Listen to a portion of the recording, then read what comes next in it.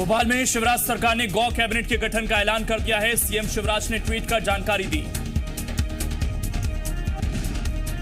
6 विभागों को मिलाकर गौ कैबिनेट बनेगी। 22 नवंबर को गोपाष्टमी के मौके पर गौ कैबिनेट की पहली बैठक होगी। बैठक आगर मालवा के सालारिया गौ अभयारण्य में बुलाई गई है। मुख्यमंत्री शिवराज सिंह चौहान आज मैसूर दौरे पर हैं। इससे पहले उन्होंने अपने परिवार के साथ कल तिरुपति बालाजी के दर्शन किए थे। मध्य प्रदेश उपचुनाव में सफलता के बाद सीएम शिवराज सिंह चौहान और उनकी पत्नी साधना सिंह चौहान हैदराबाद के चिन्ना जीआर आश्रम पहुंचे और प्रार्थना की। दिल्ली में कोरोना के बढ़ते मामलों को देखते हुए एक बार फिर से लॉकडाउन लगाया जा सकता है। दिल्ली सरकार ने इसके लिए एक प्रस्ताव केंद्र सरकार को भेजा है। साथ ही सरकार ने शादी समारोह में लोगों की मौजूदगी भी अब 50 तक कर दी है। दिल्ली में कोरोना के बढ़ते मामलों से सबक लेते हुए नोएडा प्रशासन ने एक्शन प्लान तैयार किया है, जिसके तहत आज से रैंडम टेस्टिंग शुरू की गई है। दिल्ली से नोएडा आने जाने वालों की टेस्टिंग के साथ ही प्रशासन ने कई और एहतियाती कदम उठाए हैं। दिल्ली में कोरोना प्रोटोकॉल का उल्लंघन करने पर मार्केट को सील करने की तैयारी। शादी विवाह में अब 50 लोगों को ही जमा होने की इजाजत। दिल्ली में पिछले 24 घंटे में कोरोना के 6,396 नए मरीज सामने आए, जबकि 99 लोगों की मौत हो गई। देश में बीते 24 घंटे में कोरोना के 29,000 से ज्यादा मामले सामने आए। 449 लोगों की मौत।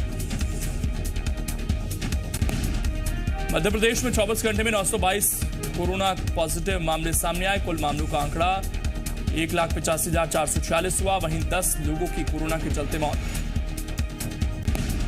छत्तीसगढ़ में बीते 24 घंटे में कोरोना के 1,721 नए मामले सामने आए, जबकि 15 लोगों की मौत हो गई। नए मामले सामने आने के बाद प्रदेश में कोरोना का कुल आंकड़ा 2,13,365 पहुंच गया है। अभी तक प्रदेश में मौत का आंकड़ा 2,623 पहुंच गया है। नए मामलों में सबसे ज्यादा केस रायगढ़ से सामने आए हैं, जहां 238 लोग कोरोना पॉजिटिव पाए गए। रायपुर में 199, कोरबा में 171, जांजगीर में 196, दुर्ग में 123 मामले सामने आए हैं। राजनांदगांव में कोविड-19 अस्पताल में मरीज की मौत की जांच होगी। ऑक्सीजन की कमी से मरीज की मौत के मामले की होगी जांच। स्वास्थ्य मंत्री टीएस सिंहदेव ने जांच के आदेश दिए। दिल्ली समेत देश के कुछ और शहरों में कोरोना की दूसरी लहर शुरू हो गई है। वहीं छत्तीसगढ़ में भी 2 सप्ताह से कोरोना की वजह से मरने वालों की संख्या में इजाफा हुआ है। ऐसे में छत्तीसगढ़ सरकार भी सतर्क है। मुख्य सचिव ने आरपी मंडल ने सभी जिलों में विशेष सतर्कता बरतने के निर्देश दिए हैं। मुख्य सचिव ने त्वरित टेस्टिंग पर विशेष ध्यान देने और लक्ष्य के अनुरूप टेस्टिंग सुनिश्चित कर राज्य में प्रति मिलियन टेस्ट को देश के बराबर लाने के निर्देश दिए हैं। छत्तीसगढ़ में कोरोना के हालातों पर स्वास्थ्य मंत्री टीएस सिंहदेव ने चिंता जाहिर की। सिंहदेव ने लोगों से लक्षण दिखते ही जांच कराने की अपील की है। साथ ही उन्होंने दूसरे देशों में लग रहे लॉकडाउन पर कहा कि लॉकडाउन कोरोना संकट से निपटने का कोई उपाय नहीं है। कुछ समय तक संक्रमण के विस्तार को रोका जरूर जा सकता है। वहीं छत्तीसगढ़ में कोरोना के हालातों को लेकर नेता प्रतिपक्ष धर्मलाल कौशिक ने राज्य सरकार को पूरी तरह से फेल बताया। छत्तीसगढ़ में पेसा कानून को लागू करने की पहल शुरू हो गई है। आज टीएस सिंहदेव कांकेर में खेरखेड़ा गांव में आदिवासी समाज के प्रमुख लोगों से पेसा कानून के नियम बनाने पर चर्चा करेंगे। टीएस सिंहदेव ने पेसा कानून के प्रदेश में प्रभावी ढंग से लागू करने के लिए सर्व आदिवासी समाज और पंचायती राज सशक्तिकरण और वन अधिकार के लिए काम करने वाले गैर सरकारी संगठनों से सुझाव भी मांगे। छत्तीसगढ़ में भूपेश सरकार ने बढ़ाया धान खरीदी का टारगेट। 22,500 करोड़ रुपए में होगी 90 लाख मैट्रिक टन धान खरीदी। पिछले साल 85 लाख मैट्रिक टन था धान खरीदी का लक्ष्य। जनता कांग्रेस छत्तीसगढ़ के 2 विधायक प्रमोद शर्मा और देवव्रत सिंह के कांग्रेस को समर्थन के बाद जेसीसीजे प्रदेश अध्यक्ष अमित जोगी ने जेसीसीजे में वैचारिक शुद्धिकरण करने की बात कही, जिससे लेकर आज मीटिंग बुलाई गई है। बैठक में विधायकों के इस्तीफे को लेकर हस्ताक्षर अभियान चलाए जाने को लेकर चर्चा की जाएगी और दोनों विधायकों को लेकर पार्टी की कार्रवाई पर निर्णय किया जाएगा। अमित जोगी ने कहा कि पार्टी अब एक निर्णायक मोड पर है। इंदौर में सरकार का माफिया के खिलाफ अभियान शुरू हो गया है। प्रशासन ने हिस्ट्री शीटर साजिद चंदनवाला का मकान गिरा दिया है। इसके साथ ही रानीपुरा इलाके में 3 दुकानें और 1 मकान पर कार्रवाई की गई। एमपी के पूर्व मुख्यमंत्री और प्रदेश कांग्रेस अध्यक्ष कमलनाथ का 74वां जन्मदिन है। अपने मुखिया के बर्थडे पर कांग्रेस कार्यकर्ता दोपहर 12 बजे पीसीसी ऑफिस में केक काटेंगे। बीजेपी नेता को जिला बदर के लिए नोटिस देना ब्यावरा एसडीएम को भारी पड़ गया। एसडीएम संदीप अस्थाना को सारंगपुर ट्रांसफर कर दिया गया है। उनकी जगह अब सारंगपुर की एसडीएम रोशनी वर्धमान ब्यावरा की एसडीएम होंगी। अपर कलेक्टर ने इसके लिए आदेश जारी कर दिए हैं। बता दें कि एसडीएम ने बीजेपी नेता और सांसद प्रतिनिधि अमित शर्मा को जिला बदर करने का नोटिस थमाया था। बता दें कि अमित शर्मा उस तिरंगा यात्रा में शामिल थे जिसमें तत्कालीन कलेक्टर ने बीजेपी नेताओं को थप्पड़ मारा था। कांग्रेस विधायक आरिफ मसूद की मुश्किलें बढ़ गई हैं। भोपाल एडीजी कोर्ट ने आरिफ मसूद के खिलाफ गिरफ्तारी वारंट जारी कर दिया है। कोर्ट ने कांग्रेस विधायक को 2 दिसंबर तक कोर्ट में पेश होने के निर्देश दिए। कोर्ट में पेश नहीं होने पर आरिफ मसूद फरार घोषित होंगे। कांग्रेस विधायक पर भोपाल के इकबाल मैदान में बिना अनुमति के प्रदर्शन करने पर मामला दर्ज है। इस मामले में 7 लोगों पर केस दर्ज किया गया था, जिनमें से 6 को गिरफ्तार किया गया। कंप्यूटर बाबा की मुश्किलें कम होती नजर नहीं आ रही। कंप्यूटर बाबा को अब 28 नवंबर तक जेल में ही रहना होगा।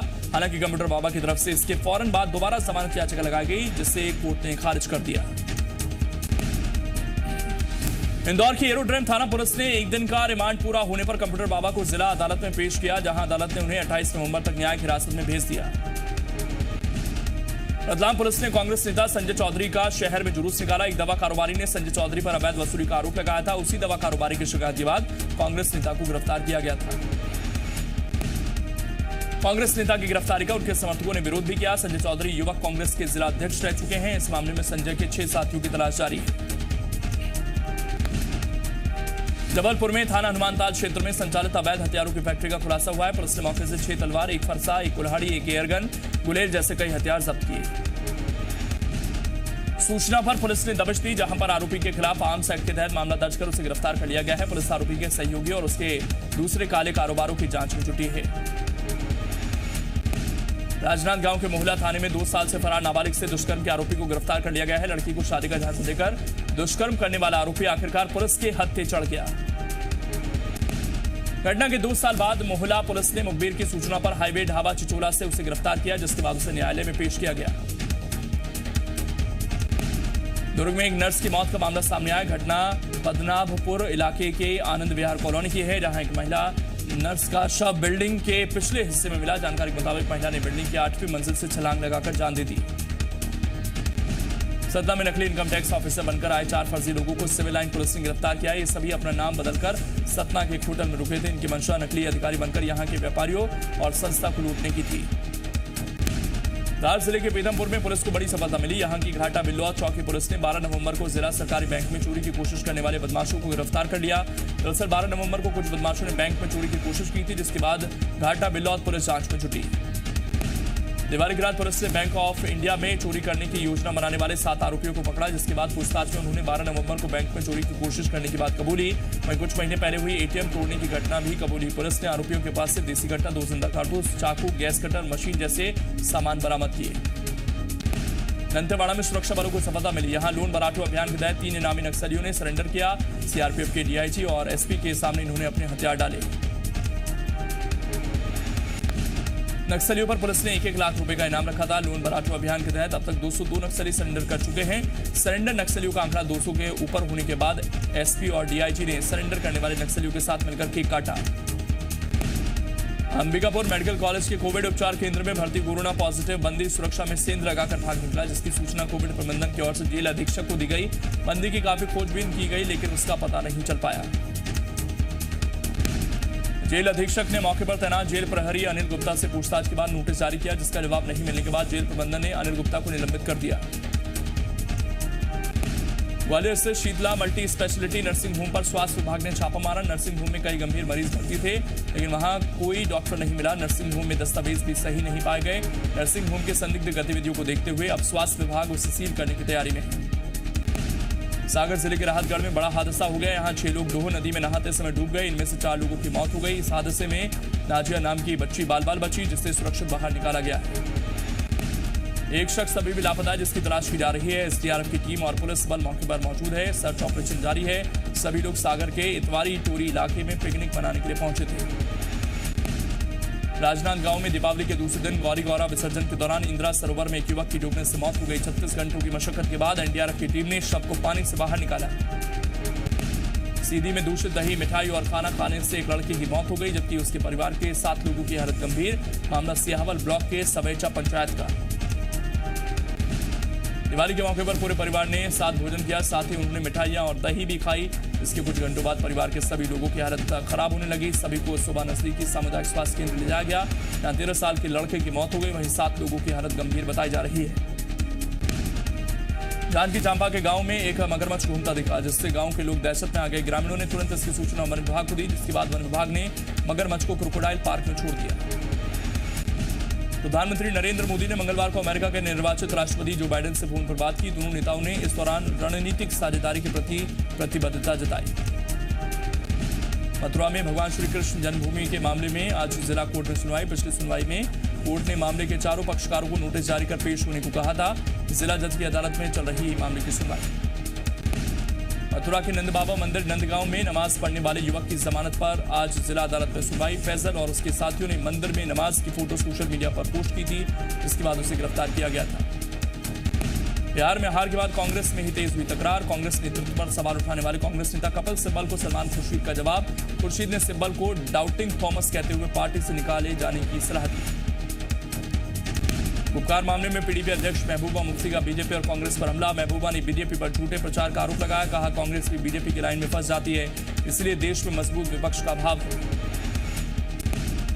मालाबार युद्ध अभ्यास के दूसरे चरण का दूसरा दिन मंगलवार से अरब सागर से युद्ध अभ्यास के दूसरे चरण की शुरुआत हुई। लक्ष्मी विलास बैंक पर आरबीआई की बड़ी कार्रवाई। बैंक से पैसों की निकासी पर प्रतिबंध। 1 महीने तक अधिकतम 25,000 रुपए ही निकाल सकते हैं खाता धारक। छत्तीसगढ़ सरकार ने छठ के लिए अनुमति देने का अधिकार कलेक्टरों को दिया। ऐसे में रायपुर कलेक्टर ने छठ पूजा के लिए गाइडलाइन जारी की। नियमों के अनुसार छठ पूजा स्थलों पर सिर्फ पूजा करने वाले व्यक्ति ही शामिल होंगे। अनावश्यक भीड़ जमा न होने की जिम्मेदारी आयोजन समितियों की होगी। छठ पूजा स्थलों पर सभी को मास्क और सोशल डिस्टेंसिंग का पालन करना होगा। छठ पूजा में किसी भी तरह के जुलूस या सांस्कृतिक कार्यक्रमों का आयोजन नहीं किया जा सकेगा।